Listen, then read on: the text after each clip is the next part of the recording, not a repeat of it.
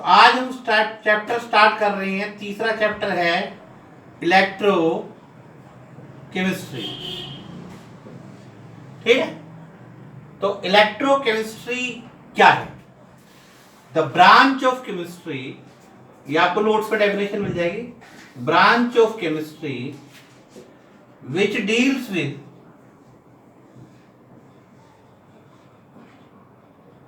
How chemical energy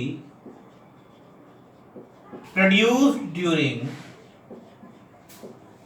redox reaction converted into electrical energy and how electric current give rise to a chemical reaction which is non spontaneous, ये हम बाद में देख लेंगे।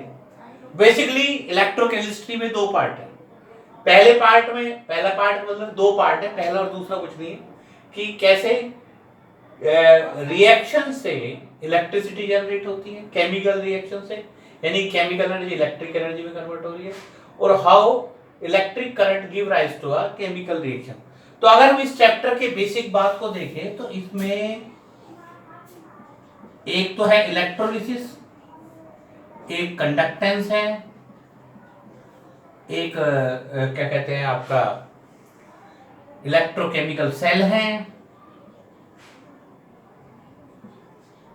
और last part है जिसमें आ जाती हैं गैल्वेनिक सेल्स, जिसमें फ्यूल सेल वगैरह, और एक लास्ट टॉपिक बचता है वो हमारा है रस्टिंग। तो ये हमें सिस्टमेटिक तरीके से हमें इनको पढ़ना है। जैसे मैं पहली बात करूं, अगर मैं स्टार्ट करता हूं तो मैं पर्टिकुलरली इलेक्ट्रोलिसिस से स्टार्ट करता हूं क्योंकि थोड़ा कंफर्ट है। तो हमारा जो पहला टॉपिक है, आप ये डेफिनेशन नोट कर लेना, वैसे डेफिनेशन आपको नोट्स में मिल जाएगी। हमारा जो पहला टॉपिक है वो है इलेक्ट्रोलिसिस। अब थोड़ा ध्यान दो, इलेक्ट्रोलिसिस होता क्या है, राइट? अब बेसिकली अगर हम इलेक्ट्रोलिसिस की बात करें, इधर ध्यान दो, लिसिस होता ब्रेक डाउन, इलेक्ट्रो यानी करंट की प्रेजेंस में। The process of breaking down of electrolyte into cation and anion and finally deposit at respective electrode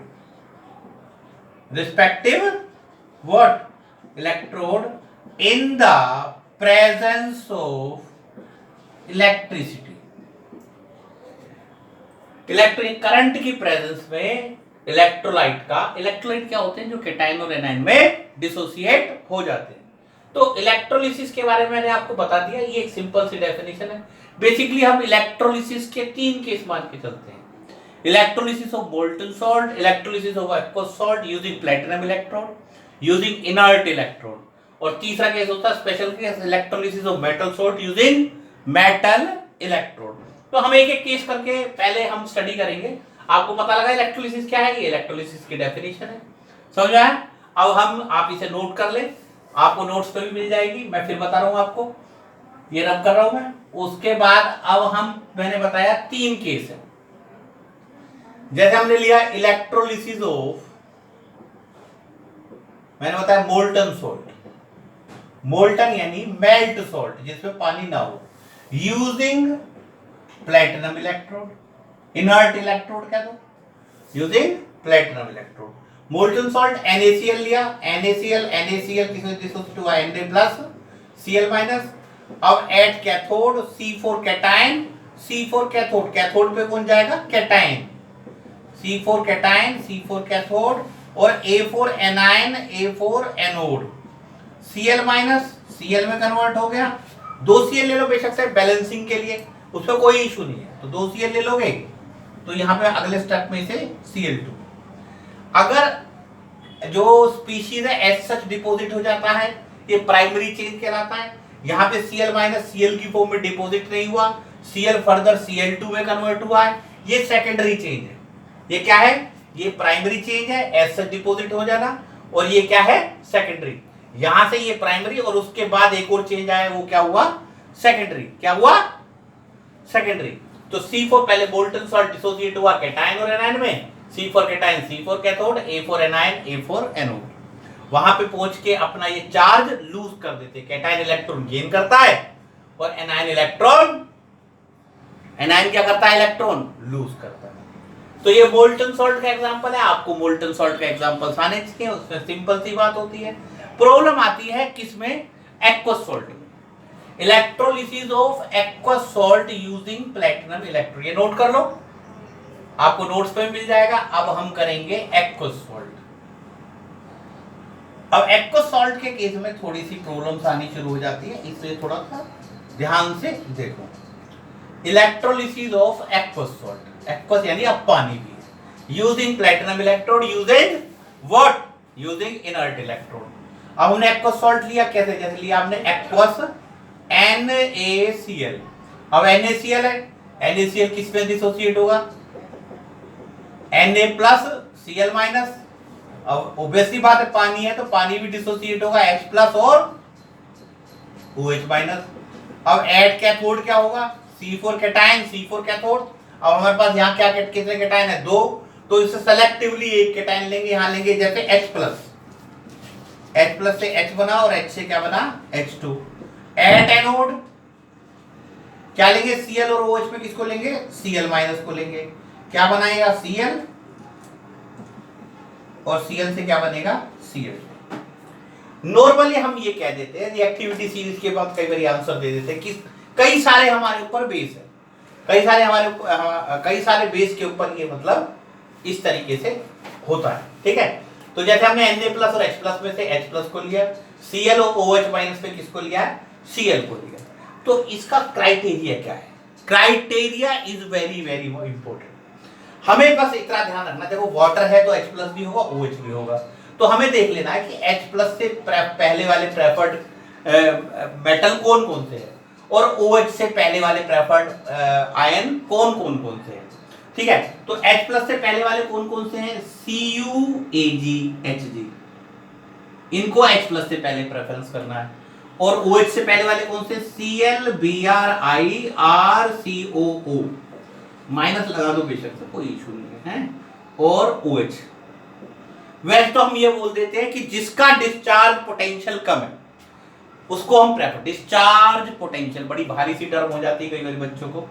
charge को लूज करने के लिए जिस पोटेंशियल की जरूरत होती है, चार्ज को लूज करने के लिए जिस पोटेंशियल की जरूरत होती है उसे क्या कहते हैं? Discharge potential. तो H से कम किनका? इनका है, और OH से कम इनका है। अब इसको मतलब समझने की कोशिश करो, इसके ऊपर हम एक क्वेश्चंस लेंगे। जैसे हमने ले लिया एक्वस AgNO3, ये नोट कर लो,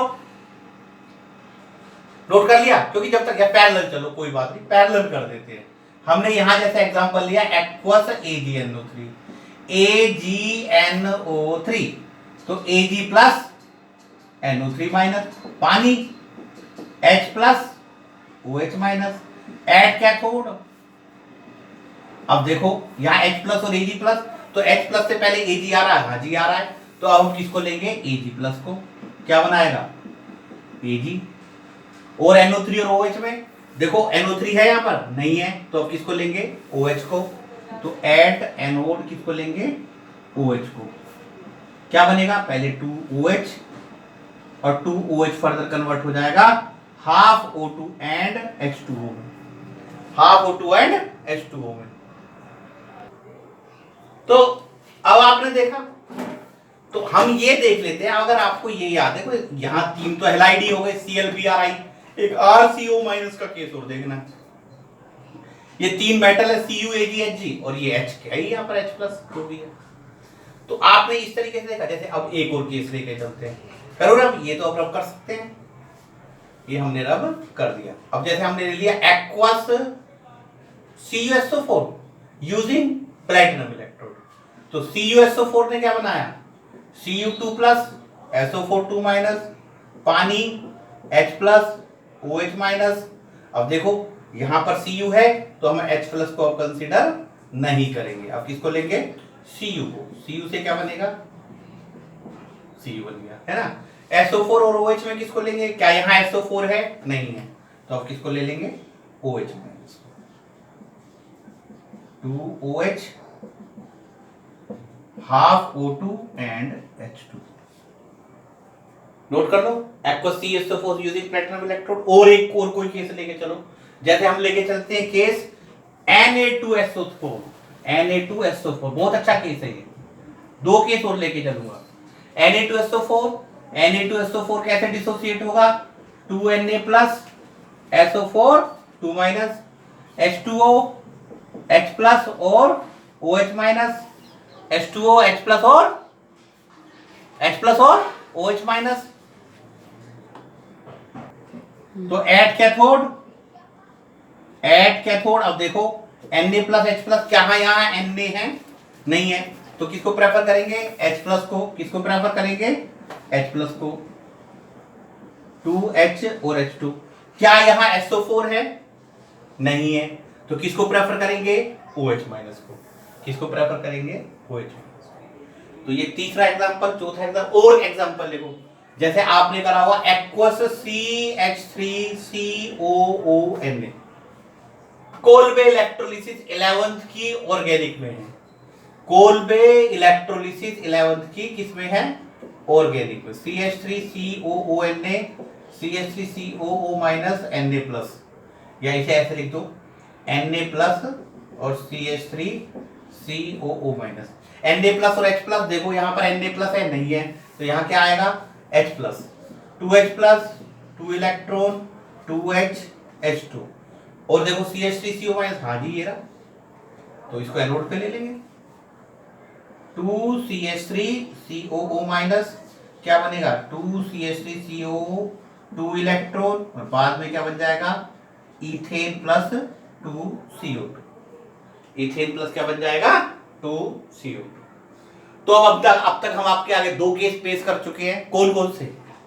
number 1 molten salt, number 1 molten salt using platinum electrode, number 2 aqueous salt using platinum electrode। अब तीसरा केस है। तीसरा केस क्या है बेटा? ये नोट कर लो, 4-5 एग्जांपल है। एनसीईआरटी के एक्सरसाइज का लास्ट क्वेश्चन दे रखा है। वैसे तो हम चाहे तो एक और एग्जांपल ले सकते हैं, डाइल्यूट H2SO4। एक और एनसीईआरटी का एग्जांपल दे रखा है, डाइल्यूट H2SO4। अब H2SO4 डिसोसिएट होगा 2H प्लस SO4 2 माइनस, ठीक है। और फिर वही, यहां तो H है, कोई बात नहीं, H ले लिया। SO4 और OH में किसको लेंगे? क्या यहाँ SO4 है? नहीं है, तो हम किसको लेंगे? OH को। तो ये डाइल्यूट H2SO4 का एनसीईआरटी का क्वेश्चन है। अब आपको मैंने इस तरीके से ये करवा दिया। अब तीसरा केस लेके चलेंगे, aqueous salt using metal electrode. Copper salt copper electrode, दो केस है बेसिकली। आप बोर्ड पॉइंट ऑफ व्यू से आपको दो केस मिलेंगे, मेटल सॉल्ट मेटल इलेक्ट्रोड, और sorry copper salt copper electrode, और सिल्वर सॉल्ट सिल्वर इलेक्ट्रोड।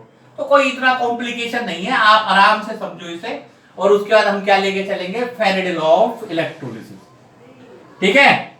आ रहा समझ में? तो इसके बेस पे अब हमारा अब इसे भूल जाएगी बोले। अब हमारे पास क्या है? Electrolysis of CuSO4 using copper electrode, Cu electrode, ठीक। अब CuSO4 लिया, वही पहला तो सिंपल है अच्छा एक्वस CuSO4 है ये, ध्यान रखना। Aqueous electrolysis of aqueous CuSO4 है ये, इलेक्ट्रोलिसिस ऑफ एक्वस CuSO4, ठीक है। पानी पानी रे पानी, तेरा रंग कैसा, ठीक है। एट कैथोड हमें पता है Cu प्लस और H प्लस पे किसको हमें पता है? CuAgHg और H, तो Cu आ गया। कैथोड पे Cu2 plus, C4 cation C4 cathode. At anode, अब एनोड पे क्या होगा? ये क्वेश्चन।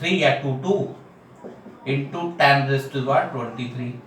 अब ये मल्टीप्लाई करके कितना आ जाएगा, 2 3 है जो भी है देख लेना, 16 3 48, 16 दूनी 32, 36,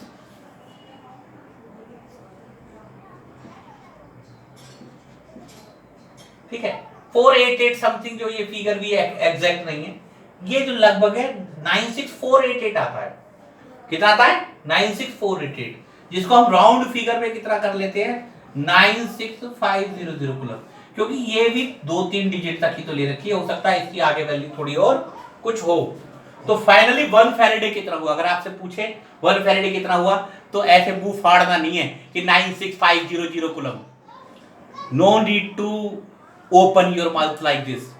आपको बताना है कि 1 फैराडे क्या होता है। अगर पूछे कितना होता है, कितना तो बता दो 96500। क्या होता है, ये ज्यादा इंपॉर्टेंट है, क्या होता है, it is the charge on 1 mole of electron, it is the charge on. अब 1 फैराडे की दूसरी डेफिनेशन बहुत ज्यादा महत्वपूर्ण है, अति इंपॉर्टेंट, जो कि नॉर्मली थोड़ी सी बच्चों को समझने में दिक्कत आती है। तो बहुत आसान डेफिनेशन है, charge on what, 1 mole of electron. अच्छा, दूसरी डेफिनेशन कैसे बताएंगे, हमें पता है एक Na+ को अगर डिस्चार्ज करना है तो उसे 1 इलेक्ट्रॉन की जरूरत है, और अगर हम कहें 1 मोल ऑफ Na+ को डिस्चार्ज करना है तो हमें कितनी की जरूरत पड़ेगी, 1 mole of electron. 1 mole of Na+ यानी मोलर मास, है ना। ऐसे ही Ca2+ के लिए कितने इलेक्ट्रॉन की जरूरत पड़ेगी, 2 इलेक्ट्रॉन के लिए। अगर 1 मोल ऑफ Ca2+ हो तो कितने इलेक्ट्रॉन की जरूरत पड़ेगी, 2 mole of electron, that is 2 Faraday.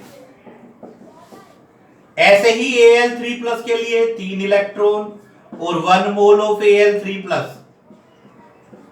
3 mole of electron, that is 3 Faraday. समझ में आया, अरे आ रहा समझ में।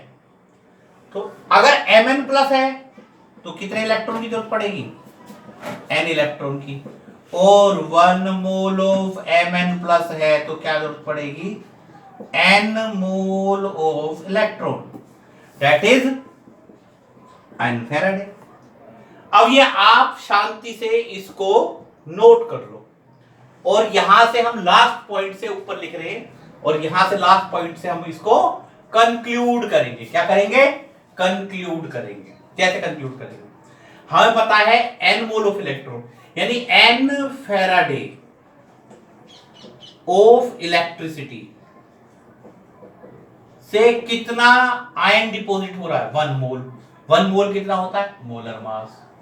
तो 1 फैराडे से कितना डिपॉजिट होगा, molar mass divide bye n। n क्या है, नंबर ऑफ पॉजिटिव और नेगेटिव चार्ज। n क्या है, नंबर ऑफ पॉजिटिव और नेगेटिव चार्ज, जिसको हम लिख सकते हैं इक्विवेलेंट मास। तो 1 फैराडे क्या हुआ, 1 फैराडे वो चार्ज है जिससे इक्विवेलेंट मास के बराबर सब्सटेंस मिलता है इलेक्ट्रोड पे। 1 फैराडे, ध्यान दो, is that much amount of charge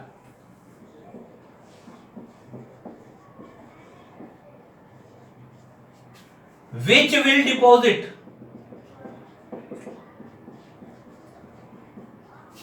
1 ग्राम या equivalent mass of substance during the process of electrolysis, during the process of electrolysis। अब मतलब समझो, इक्विवेलेंट मास, इक्विवेलेंट मास कैसे निकालते हैं, आपको पता होना चाहिए। इक्विवेलेंट मास निकालते हैं molar mass divide bye n, ion के केस में निकालते हैं, n is number of positive और नेगेटिव चार्ज। 1 फैराडे उतना चार्ज होता है जिससे इक्विवेलेंट मास के बराबर सब्सटेंस मिलता है during the process of electrolysis. यानी during the process of electrolysis हमने क्या करा, हमने तो 1 फैराडे वो चार्ज होता है, कितना चार्ज होता है, जिसे हम इलेक्ट्रोलिसिस में पास करें तो इक्विवेलेंट मास के बराबर सब्सटेंस मिलता है। हमने इलेक्ट्रोलिसिस कर रहे, इलेक्ट्रोलिसिस करने के बाद क्या करा, हमने 1 फैराडे ऑफ इलेक्ट्रिसिटी पास करी। तो जब 1 फैराडे ऑफ इलेक्ट्रिसिटी पास कर देते हैं तो हमें कितना चार्ज मिलता है, इक्विवेलेंट मास के बराबर। कितना चार्ज मिलता है, इक्विवेलेंट मास के बराबर। तो ये हो गया 1 फैराडे का इंट्रोडक्शन। अब हमारा इंट्रोडक्शन है electro Faraday first law, Faraday first law of electrolysis. Simple, क्या है Faraday first law of electrolysis, mass deposit during the process of electrolysis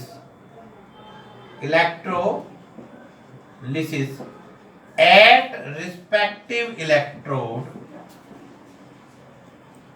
is directly proportional to, it is directly proportional to what?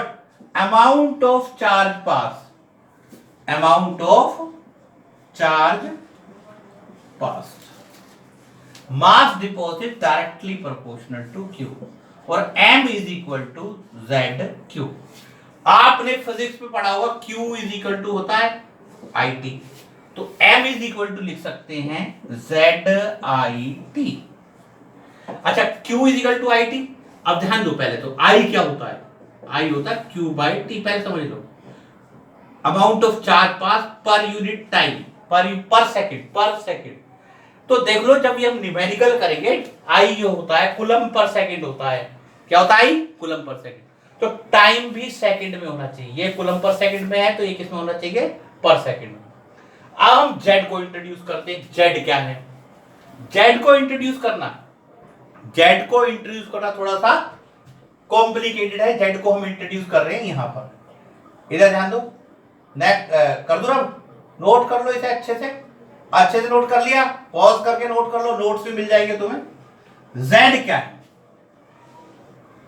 Z है, ध्यान दो, Z it is called electrochemical equivalent.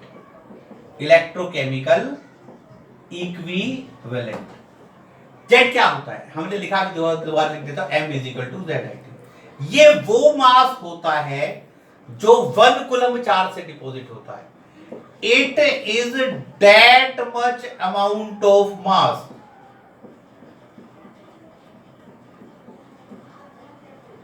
which is deposited by 1 coulomb, COLOUMB, 1 coulomb charge. यह वह मास होता है जो 1 coulomb charge से deposit होता है. और इक्विवेलेंट मास, यह वो मास होता है जो किससे डिपॉजिट होता है? 1 फैराडे से. 1 कूलम चार्ज से जो मास मिला वो Z है, और 1 फैराडे से मिला वो क्या है?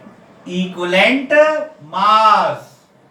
1 फैराडे से मिला इक्विवेलेंट मास, और 1 कूलम से मिला वो कितना है? Z. 1 कूलम से Z में बार ध्यान दो. अब हम यहां से 1 फैराडे से Z की वैल्यू निकाल सकते हैं. ये नोट कर लिया, ये समझ में आ गया. देखो आगे थोड़ा ध्यान दो. तो हमें पता है 96500 1 कूलम होता है, 1 फैराडे विल डिपॉजिट. 1 फैराडे से कितना डिपॉजिट होता है? हमें पता है इक्विवेलेंट मास. तो 1 कूलम से कितना डिपॉजिट होगा? 1 फैराडे से इतना, और 1 कूलम से कितना आ जाएगा? Equivalent mass by 96500. तो 1 कूलम से जो डिपॉजिट होता है उसे हम कहते हैं Z. तो हमारा फॉर्मूला क्या आ गया? M is equal to equivalent mass divide by 96500 into I into T. बच्चों, ये इस वीडियो में इतना ही है. अगली वीडियो में हम इसके न्यूमेरिकल, एनसीईआरटी बेस्ड और सेकंड लॉ ऑफ इलेक्ट्रोलिसिस को एक्सप्लेन कर पाएंगे. ठीक है, दैट्स ऑल. ठीक है, इसमें फिलहाल कोई होमवर्क नहीं है. एक होमवर्क है एनसीईआरटी के एक्सरसाइज का लास्ट क्वेश्चन, वो इलेक्ट्रोलिसिस के ऊपर बेस्ड है. Thank you.